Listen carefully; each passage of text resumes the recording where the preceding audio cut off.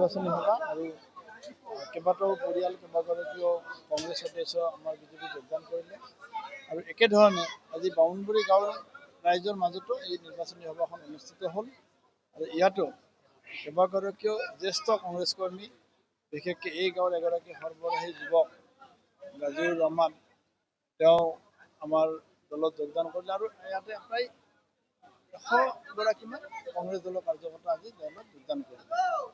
মই প্ৰতিগৰাকী কাৰ্যকৰ্তাক অভিনন্দন জনাইছোঁ আৰু মই সমূহ বৰক্ষেত্ৰীবাসী ৰাইজক আহ্বান জনাইছোঁ যিটো উৎসাহ যিটো উদ্দীপনাৰে ৰাইজ এইবাৰ ওলাই আহিছে হিমন্ত বিশ্ব শৰ্মা ডাঙৰীয়াৰ নেতৃত্বাধীন চৰকাৰখনত বিজেপি চৰকাৰখনত আমাৰ বৰক্ষেত্ৰী সমষ্টিত এইবাৰ বিপুল ভোটৰ ব্যৱধানে জয় কৰাৰ সংকল্প লৈ মই বৰক্ষেত্ৰীবাসী ৰাইজক ধন্যবাদ জনাইছোঁ আৰু অহা 9 তাৰিখে আৰু অধিক উৎসাহেৰে আহি আমাক জয়যুক্ত কৰাৰ কাৰণে আহ্বান জনাইছোঁ। আমিতো কৈছোঁ যে আমাৰ ইছ্যু বৰক্ষেত্ৰীৰ সাৰ্বজনীন উন্নয়ন, বৰক্ষেত্ৰীৰ যুৱ সমাজৰ স্ব-নিয়োজন, তেওঁলোকক স্বাৱলম্বী কৰি বৰক্ষেত্ৰীৰ যুৱক যুৱতীসকলক আত্মসংস্থাপন দিয়া, বৰক্ষেত্ৰীৰ মাজত ভাতৃত্ববোধ বজাই ৰাখি বৰক্ষেত্ৰীৰ ৰাইজৰ উন্নয়ন সাধন কৰা আৰু বৰক্ষেত্ৰীৰ আমাৰ গৰীব কৃষক শ্ৰমিক এইসকলৰ সুবিধাৰ্থেও আমি বিভিন্ন আলোচনা বিলোচনা কৰি আছোঁ। এই ধৰণে চৰকাৰৰ যি কল্যাণকামী আঁচনি আছে সেই আঁচনিৰ জৰিয়তে ৰাইজক আমি সকাহ দিয়া, এইবিলাকে আমাৰ মূল ইছ্যু। মূল কথা হ'ল হিমন্ত বিশ্ব শৰ্মাৰ নেতৃত্বাধীন চৰকাৰখন যেতিয়া থাকিব অট'মেটিকেলি উন্নয়ন হ'ব। কংগ্ৰেছৰ দখলত আছিল সেইটো বৰক্ষেত্ৰীবাসীৰ কাৰণে দুৰ্ভাগ্য, কাৰণ যোৱা 5টা বছৰ বৰক্ষেত্ৰীবাসী ৰাইজে সমষ্টিত বিধায়ক জিকাই দিয়াৰ পিছত আজিলৈকে বিধায়কক নেদেখিলে আৰু এতিয়া তাৰ শুধৰণি বৰক্ষেত্ৰীবাসী ৰাইজে কৰিব। এই কথা যোৱা পঞ্চায়ত নিৰ্বাচনত স্পষ্ট কৰি দিছে। আমি প্ৰায় 4টা জিলা পৰিষদ মিলি 55,000 ভোটৰ ব্যৱধানত বৰক্ষেত্ৰী সমষ্টি ৰাইজে জিকাই দিছে। এতিয়া তাতকৈ বহু ভোটৰ ব্যৱধান বাঢ়িব।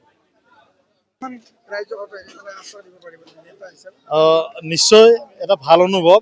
আচলতে বিজেপিত আহি গম পাইছোঁ বিজেপিৰ পৰিয়ালটো কিমান ডাঙৰ আৰু বিজেপি আচলতে অসমৰ যে উন্নতি বিচাৰে, আচলতে ভাৰতীয় জনতা পাৰ্টি আমাৰ দেশখনক যে এখন শক্তিশালী গোটেই পৃথিৱীৰ ভিতৰতে এখন শক্তিশালী দেশ কৰিব বিচাৰে, হিমন্ত বিশ্ব দেৱে যে আমাৰ অসমখনক এখন উন্নত ৰাষ্ট্ৰ এখন উন্নত ৰাজ্য কৰিব বিচাৰে, উন্নত 5খন ৰাজ্যৰ ভিতৰত এখন কৰিব বিচাৰে, এয়া ভাৰতীয় জনতা পাৰ্টিৰ ভিতৰত আহিলেহে আপুনি গম পাব। আমাৰ এই মুছলমান প্ৰধান অঞ্চল, এই অঞ্চলটোত আজি সকলো ডেকা চামে আজি ভাৰতীয় জনতা পাৰ্টিৰ প্ৰতি আকৃষ্ট হৈ ওলাই আহিছে আৰু লগতে দুখ প্ৰকাশ কৰিছে। যোৱা 5 বছৰ আমি এনে এজন অকৰ্মণ্য বিধায়ক পালোঁ আৰু এজন কামোৰ মানুহক আমি বহাই থৈ দিব লগা হ'ল। আমাৰ গোটেই মানুহখিনিয়ে দুখ প্ৰকাশ কৰিছে। গতিকে আমাৰ বৰক্ষেত্ৰীৰ মানুহে এইবাৰ ভুল নকৰে। নাৰায়ণ ডেকা দেৱক এইবাৰ গোটেই ডেকা চাম ওলাই আহিছে। নাৰায়ণ ডেকাই ভোট পাব কেৱল চৰ অঞ্চলত ভোট পাব।